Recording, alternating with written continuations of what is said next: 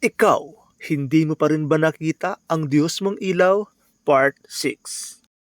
Ating balikan ang Part 5 na kung saan mababasa mo sa verse 115 or 24:35, Juan 8:12 at 1:9:5 na ang Diyos ay ilaw.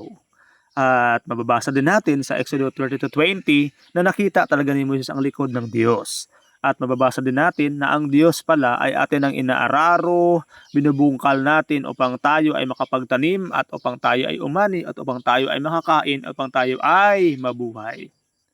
Kung nais po ninyong maliwanagan, balikan niyo po ang part 4, part 3, balikan niyo po.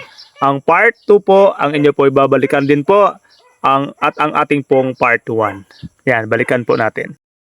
Kaya pala, kahit anong gawin nila, hindi makita ang Diyos kasi nga po, hindi nila hinahanap ang Diyos. Sa Hebrews 11:6, mababasa po natin na dapat hanapin ang Diyos. Sa Proverbs 8:17, mababasa din po natin. Sa Psalm 63 verse 1, mababasa din po natin, hanapin talaga natin ang Diyos.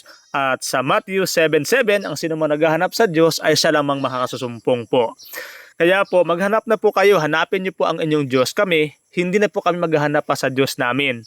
Kasi matagal na po namin nakita ang Diyos naming ilaw. Kayo po, sa Jeremiah 23:13, yan, hanapin niyo rin po yung inyong Diyos. You're going to search and seek your God with all of your heart and all of the senses of your body. Kaya nga po, kayo po ang maghanap kasi hindi pa po ninyo nakita ang Diyos ninyong ilaw. Kami po na nakita na namin, no need na po kaming maghanap. Thank you!